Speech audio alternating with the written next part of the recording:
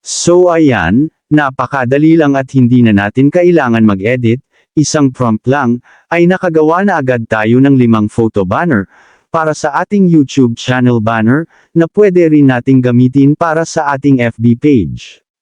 Request po ito ng isa nating subscriber. Sabi dito, "Sir, pakituro kung paano gumawa ng image banner para sa YouTube." Yan po ang gagawin natin sa videong ito. So kung interesado ka sa tips and tricks natin ngayon ay panoorin ang video hanggang matapos upang malaman ang step-by-step na gagawin natin. So let's proceed.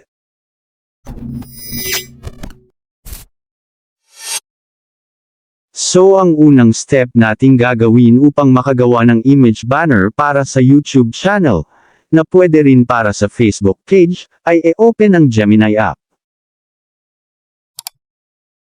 Kung wala ka namang Gemini app, ay pwede mo itong i-download sa Google Play Store o App Store.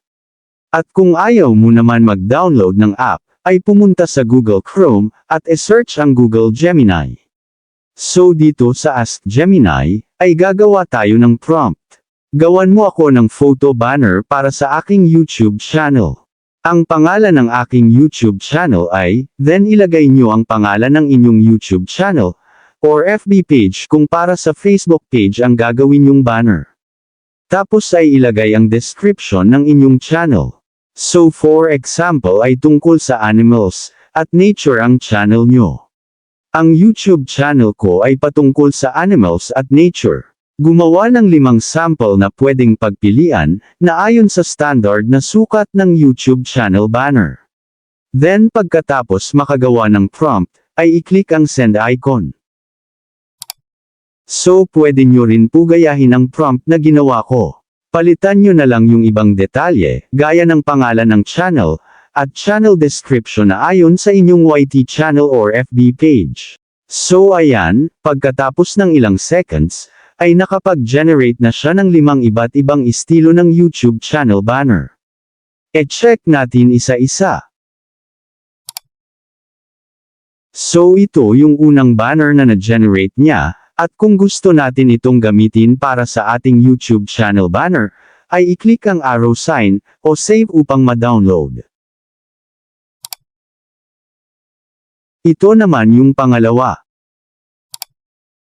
Then sunod ang pangatlo banner.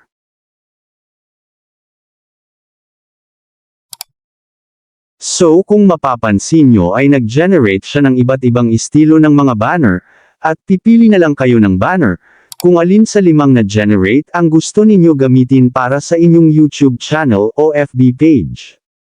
I-click nyo lang ang arrow sign, or save para ma-download nyo ito. Ganyan lang po kadali gumawa ng image banner para sa YouTube channel, or FB page na hindi na natin kailangan mag-edit pa. So sana po ay nakatulong ang tips and tricks natin ngayon, at nais ko lang po humingi ng konting suporta. Kung nagustuhan nyo ang video natin ngayon, ay pa-like, subscribe, kung hindi ka pa nakasubscribe, at pa-share na rin ang videong ito upang makatulong din po sa iba. So thank you for watching and God bless po sa lahat.